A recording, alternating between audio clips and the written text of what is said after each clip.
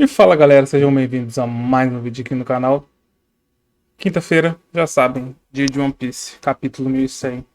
E que capítulo maneiro, cara. A gente já abre com o pedido de capa, né? Que o Sop pedindo o Sanji para cozinhar legumes que lembra os meninos da Vila Sirup, né? A vila dele. Pedido legal, né? Mas eu tô sentindo falta das histórias de capa, que eu acho que elas agregam muito a One Piece, então quero que elas voltem logo.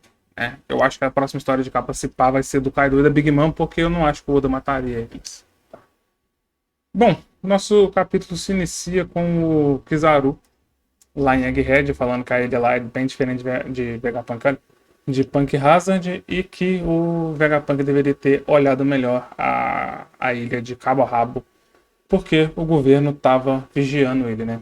E ele negociar com o pirata não é algo muito legal. Então, que foi o que a gente tinha visto no último capítulo com o São Saturno de olho nas coisas que o Vegapunk estava fazendo. Ele é o deus da ciência, né? Então é por isso que ele estava de olho e não os outros, por exemplo.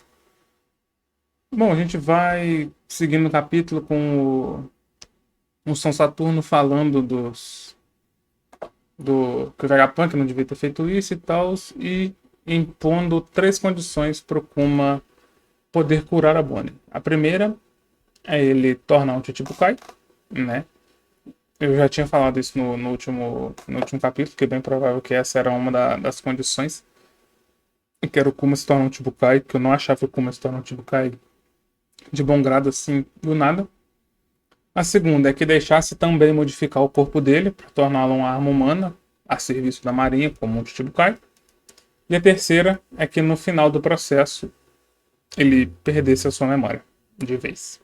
A gente viu que chegou a acontecer, né? O Kizaru ele fica meio pá assim com a ideia, né? Porque o Vegapunk fala que fazer isso é a mesma coisa que matar um homem e que ele não vai fazer isso. E o São Saturno já dá uma cortada no Vegapunk muito interessante, que é botando o Vegapunk no lugar dele, né? O Vegapunk é só um cientista que trabalha para a Marinha, ele não tem direito de dar opinião nas coisas. Isso é muito tenso, né? Porque a gente vê que o Vegapunk ele só quer fazer o bem para as coisas, mas o lado que ele tem dinheiro é do lado do governo mundial, né? Então ele não tem muito o que fazer a não ser acatar as ordens do Gorosei. É esse o caso. E aí o Kuma começa a chorar. E aí todo mundo meio que dá uma travada e fala, pô, não vai aceitar, né? E ele fala que por muito tempo ele achou que a doença da Bonnie seria incurável e que ele não ia conseguir curar ela. E tinha pregado uma mentira muito grande pra ela, mas ele tá feliz, né? Que é uma página muito linda essa página. Que ele tá feliz que a Bonnie vai conseguir ser curada e que ele aceita qualquer destino. E isso deixa até o Kizaru surpreso, né? A gente tem o Vegapunk contando o tempo de recuperação, né? Que a Bonnie são daqui a 6 meses, mas o tempo de cirurgia deve durar uns 6 meses. Ela precisa ficar em Egghead, mas ela precisa ficar mais um ano em longe do Sol. O do Kuma já são 1 ano e meio, né? Depois dos 6 meses são mais 1 ano e meio, então dá um total de 2 anos. Que bate com a história depois do Kuma sair pro mar, do Luffy sair pro mar, né? Aqueles 2 anos. O Kuma pediu como é que fala? A última ordem do Vegapunk, que seria a ordem de proteger o navio do Chapéu de Palha. Assim, tá tudo bem casadinho, tudo bem bonitinho. E a gente vê a Bonnie brincando com o Sentomaru, ela fala que esse bobão é o Sentomaru. O Sentomaru, isso é muito rude, não sei o que. A gente vê ele se divertindo e comendo, o Kizaru também. E tem uma página muito linda, assim, eu achei sensacional, cara. Eu fiquei emocionado real quando eu li ela. Que foi todo mundo dançando a música Comunica, igual o Luffy dançou lá em Scapé e o Kuma vem dançando com a Bonnie esses anos todos. A gente vê aqui o Vegapunk, o Sentomaru, a Bonnie e o Kizaru dançando com o Kuma, né? Muito foda essa cena, o que me faz pensar que como é triste essa situação agora pro Kizaru, né? Que querendo ou não, ele é o que ele fala. Ele basicamente abdicou da humanidade dele, né? Ele virou uma engrenagem no processo. A gente viu o Itadori fazendo muito isso também em Jujutsu. Que ele abdicou da humanidade dele, dos amigos e tudo. Mas como deve estar sendo doloroso para ele, que ele teve que bater no Sentomaru a ponto de quase matar ele. ele teve que chutar, chegou a chutar, eu acho que ele chegou a chutar a Bonnie pra longe, pra ela não fazer as coisas, tipo, e ainda tem que, a missão dele ainda é matar o Vegapunk, sabe? O quão doloroso deve estar sendo esse momento pro Kizaru. O momento dele ter que bater nos amigos dele. E isso inclui ver o Kuma todo dia como um pacifista. E, e talvez o Kuma deve chegar aí todo esbagaçado, né? Que a minha teoria é que o Kuma vai chegar e vai matar o Saturno, seja jogando ele no mar, seja transferindo toda a dor que ele tem pra ele, que é enorme, né? Há quanto tempo o Kuma tá apanhando sem parar desde que virou um ciborgue de vez. E o quão tenso deve ser pro Kizaru toda essa situação que ele não pode. Ele não é que ele não pode, né? Mas ele não vai contrariar porque ele abdicou da humanidade dele. Cara, deve ser muito doído pô, pra ele tá nessa situação.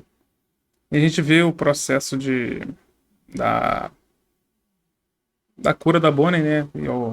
E o Kuma mudando o corpo dele e o Vegapunk pegando os genes dele pra ser um ciborgue, né? Um ciborgue não, um clone. E a gente vê que o Kuma pediu. A única exigência que ele fez, né? Foi que ao invés de deixar a Bonnie ali, sob custódia, foi levar ela pro reino sorbet. Para que ela não soubesse que a doença dela não foi curada espontaneamente. E além de não saber do trato que ele fez com a Marinha. E ela descobriu esse trato com a Marinha agora, né? E, e por isso que ela tá muito puta com o Vegapunk. Ela ficou depois, ela ficou menos, né? Ela tava antes puta com o Vegapunk, achando que era tudo culpa dele. Ela tá puta com o Saturno agora, falando que matou o pai dele, que foi o Vegapunk falou que ia acontecer. Basicamente matar o, o Kuma. E é muito bonito. Essa cena, assim, é sensacional ver a Bonnie feliz, né? A gente sabe que ela deixou de ser criança desde os 10 anos dela, mais ou menos. Desde essa época aí, né, basicamente. E virou uma pirata. Ela tem 12 anos e tem 320 milhões de beris como recompensa, assim. É muito tenso com a criança tá nesse mundo pirata e ser tão imponente assim, ter que aguentar tanta coisa. Eu quero muito que ela entre pro bando pra ela poder ser uma criança de verdade do lado do Chapéu de Palha. Poder brincar e se divertir, comer à vontade igual ela gosta e não ter que se preocupar com nada, sabe? Só viver a vida ao lado de uma galera boa, da família pra ela. Do lado do Deus, entre aspas, né? Que ela cultua, que é a Nika, que é a fruta do Luffy, obviamente. Cara, muito bonita essa cena.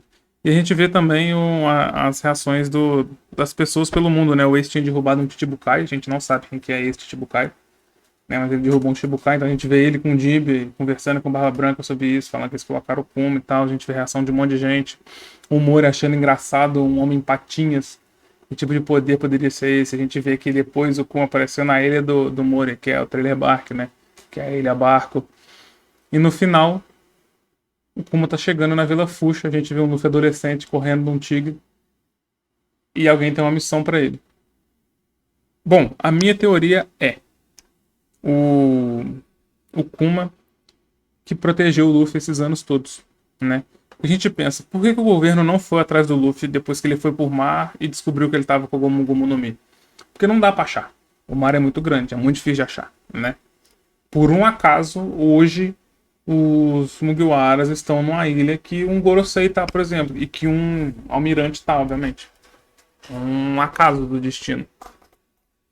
Mas e antes? Por que não antes? Já que eles sabiam que foi o Shanks que atacou e o bando do Shanks não comeu a fruta, né? Porque o Shanks tinha 1 milhão de recompensa naquela época. Então ele aumentou para 4 bilhões. 1 bilhão de recompensa e aumentou para 4 bilhões. Então o Shanks fez alguma coisa durante esses 10 anos. E não foi com a fruta.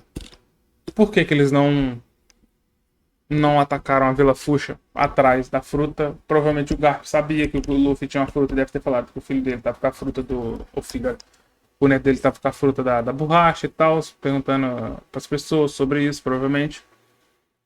Por que que não foram? Porque provavelmente o Kuma não deixou, né? O Kuma devia estar na encolha protegendo o Luffy. A gente deve descobrir isso daqui a 2 semanas. Semana que vem não tem One Piece, né? Essa é a minha teoria no momento. E se foi isso, é muito incrível, porque provavelmente desde sempre o Kuma sabia que o Luffy era Nika, por conta da fruta da borracha. Ele sabia que Nika era um libertador que era de borracha. Então provavelmente tinha uma grande chance do Luffy ser esse cara. E é por isso que ele foi no Luffy em Thriller Bark pra ver o que estava acontecendo e testar ele. E conseguiu testar mais o bando do que ele, né? E depois proteger ele lá em Sabaody, mandando todo mundo para longe do Kizaru e protegendo o barco de ataques. Cara, que personagem é o Kuma, assim, o Oda se supera muito, assim, eu achei que não ia ter outro personagem secundário que fosse tão interessante em One Piece, e a gente tem o Kuma sensacional, assim, o Kuma dá de 10-0 em qualquer personagem de One Piece, pra mim, em termos de construção de história, muito foda mesmo. Bom, no mais é isso, beijão pra vocês, dê seu like, compartilha esse vídeo, se inscreve no canal, no mais é isso, até o próximo vídeo, um abraço, e eu fui.